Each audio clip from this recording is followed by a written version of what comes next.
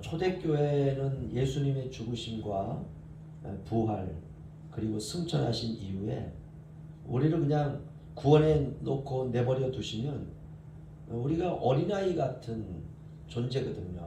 그래서 우리를 하나님 나라까지 인도하시고 우리에게 주신 그 구원을 주님이 끝까지 이루시기 위해서 성령을 이 땅에 보내주심으로, 성령은 그리스도의 영입니다.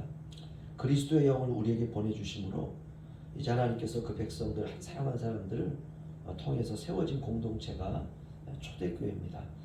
아마 주 34년 정도 되지 않을까 생각이 되는데요. 지금으로부터 한 2000년 전에 오늘날 우리와 같은 그런 교회가 세워졌습니다. 예수님의 11제자를 통해서 세워진 교회인데요. 그러면 그 당시에 교회의 상황은 어떠했을까? 예수님의 제자들이 성령 충만함을 받은 이후에 전 세계 곳곳으로 흩어져서 복음을 전하기 시작했습니다. 그러니까 당연히 예수님을 알지 못하는 이방 나라들은 그 이상한 복음을 전하니까 그 제자들을 핍박하고 나중에는 다 죽이게 됐습니다. 그래서 예수님의 제자들도 예수님처럼 모두가 다 순교를 했습니다. 지금도 이슬람 지역이나 공산주의 나라에서, 만약에 불교 나라에서 예수님을 우리가 드러내놓고 전도를 하면 아주 위험합니다. 지금도 그렇다면 예수님 당시에는 더 말할 것도 없죠. 그때는 뭐 지금보다 이 폭력이라고 하는 것이 아주 일상화된 그런 시대니까요. 그렇다면 이방 나라가 아닌 이스라엘은 어떤가? 이스라엘도 똑같았습니다. 이스라엘은 로마의 식민지였고 구약의 성부 하나님 신앙을 가진 유대인이나 율법 중심의 유대교가 버티고 있었습니다. 이스라엘이 예수님을 십자가에 못 박아 죽인 이유는, 또 제자들을 핍박한 이유는 예수님이 스스로 자신을 하나님이라고 말씀하셨기 때문에 유대인들은 신성 모독으로 여겼습니다. 하나님은 오직 여호와 하나님 한 분이신데 예수님이, 그것도 그들이 볼 때는 인간이 하나님이라고 하셨으니 그들 입장에서는 그야말로 경악할 일이죠. 그러니까 이스라엘도 더 위험했습니다. 그렇다면 그리스도인들이 안전한 곳은 어디 있을까? 아무데도 없습니다. 거기다가 핍박으로 인하여서 살던 곳을 떠나서 다른 나라로 피신을 가서 살아야 하는 신자들, 그래서 그들을 베드로 사도는 흩어진 나그네다 이렇게 말했습니다.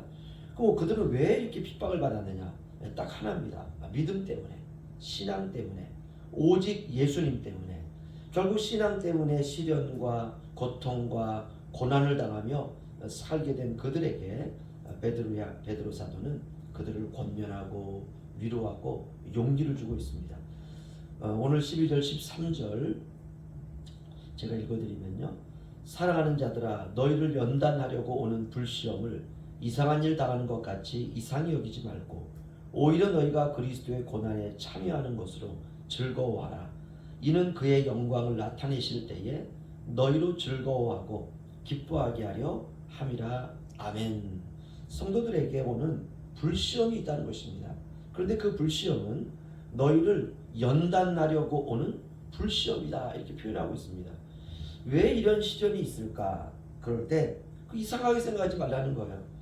오히려 우리가 예수님 때문에 당하는 이 고난, 우리에게 다가오는 고난을 이해할 때 내가 지금 예수님의 고난에 동참하고 있구나, 그렇게 믿으면서 즐거워하라는 것이에요. 주님이 영광 가운데 나타나실 때에 우리가 인생을 살면서 받는 이 고난의 시련 때문에 우리가 즐거워하고 기뻐하게 될 날이 다가오고 있다 이렇게 말하고 있습니다. 그러면 왜 우리가 즐거워하고 기뻐하는가? 우리가 신앙의 길을 걸었다는 것을 알게 된다는 것이에요. 내가 잘 살았구나, 내가 정상적인 인생을 살았구나, 그때는 힘들고 괴로웠지만 내가 잘 견디었구나, 그 고난 때문에 내가 정금 같은 신앙으로 변하게 되었구나, 나도 주님처럼 산 거구나, 나도 예수님의 11 제자들처럼 고난 가운데서 신앙으로 이기게 된 거구나, 그때 알게 된다는 것이에요. 살아가시면서 때때로 우리에게 찾아오는 부당한 시련들이 있습니다. 내가 왜 이런 부당한 시련을 당해야 되나? 그런 시간들과 사건들이 저와 여러분에게는 다가옵니다. 그때마다 우리는 주님이 저와 여러분을 사랑해서 주시는 환경이에요. 없는 것이 좋은 것이 아니라 있는 것이 신자임을 증명하는 아주 좋은 것입니다. 정상입니다. 14절에서 16절, 14절 제가 읽어드리면요. 너희가 그리스도의 이름으로 치욕을 당하면 복이 있는 자로다. 영광의 영 곧 하나님의 영이 너희 위에 계심이라. 아멘. 우리가 살아가면서 아프고 힘든 일을 당할 때가 있습니다. 마음이 아프고 몸이 아프고 그래서 우리의 영이 아플 때 왜 힘든가? 예수님을 믿기 때문에 참아야 되기 때문에 그렇습니다. 그래서 우리가 참지 않습니까? 우리가 그런 일들을 당할 때 보면 여기 보면 14절에 그리스도의 이름으로 치욕을 당하면 바로 이거예요. 우리가 치욕스러울 때가 있어요. 마치 내가 바보가 된 것 같은 그런 기분. 그래서 우리가 힘이 든 겁니다. 우리가 예수님을 믿지 않으면 나도 같이 죽이든 살리든 싸울 수 있는데 그럴 수 없는 거예요. 그래서 견디는 겁니다. 풀무 속에 들어간 금은 불을 견뎌야 돼요. 그래야 돌 속에 불순물이 다 빠지고 금만 이렇게 재련될 수 있는 것입니다. 인생의 과정이 그렇습니다. 우리가 예수 믿고 난 이후에는 내가 하고 싶은 대로 못해요. 그런 사람이 된 거예요. 우리는 점점 더 그런 사람이 되어갈 것입니다. 그렇게 견디고 참고 몸으로 시련을 견디면 우리가 그렇게 견디며 살아갈 때 영광의 영, 곧 하나님의 영이 너희 위에 계십니다. 참 놀랍습니다. 우리가 치욕스러운 일을 당하고 고난을 당하고 시련을 당할 때 나 혼자 있는 게 아니라 너희 위에 하나님의 영이 계신다. 우리가 하나님의 영이 아니면 못 참죠. 내 안에 영이 멈추게 하는 것이에요. 우리가 예수님을 믿고 성령의 인도함을 받을 때 경험하는 것이 바로 이 성령의 간섭입니다. 우리 안에 주님께서 말씀해 주시는 것이죠. 그만하면 됐다. 멈추어라. 이렇게 딱 멈추게 됐죠. 하나님의 영이 내 위에 머무는 증거입니다. 15절에서 16절 너희 중에 누구든지 살인이나 도둑질이나 악행이나 남의 일을 간섭하는 자로 고난을 받지 말려니와 만일 그리스도인으로 고난을 받으면 부끄러워하지 말고 도리어 그 이름으로 하나님께 영광을 돌리라. 아멘. 우리가 이제 알았습니다. 그리스도인으로 고난을 받으면 부끄러워하지 말고 도리어 주님의 이름으로 하나님께 영광을 돌리라 이렇게 말씀하고 있습니다. 그래서 우리가 그런 일들 다가올 때마다 주님 감사합니다. 이런 일들을 통해서 저를 더 주님의 형상으로 만들어 가시기 위한 주님의 마음이 있음을 알게 하시니 감사합니다. 제가 잘 견디면서 신앙생활 잘하겠습니다. 그러면 승리하는 것이. 오늘 그 15절에 보면 특별히 우리 눈에 띄는 구절이 하나 있습니다. 남의 일을 간섭하는 자로 고난을 받지 말라. 초대교회에 그런 일이 있었다는 거죠.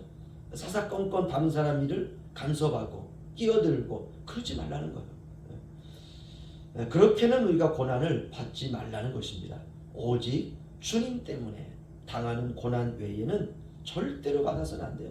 왜냐? 다 상처만 났습니다. 하지만 우리가 주님 때문에 참아야 되고 주님 때문에 양보해야 되고 우리가 주님 때문에 견디면 하나님께 영광이 된다 이렇게 말하고 있습니다. 오늘 베드로 사도는 나그네와 같은 인생길에 찾아오는 그 불시험에 불같은 시험이 올 때 내가 잘 가고 있구나 생각하는 그 용기와 권면을 하고 있습니다. 그 불시험을 통해서 우리가 죄를 떨어버리고 우리가 주님께 가는 것 이것이 바로 신자의 일생입니다. 오늘 말씀을 우리가 잘 생각하시면서 오늘 하루도 우리가 믿음 안에서 승리하는 우리 모두가 되시기를 주의 이름으로 축원합니다. 기도합니다.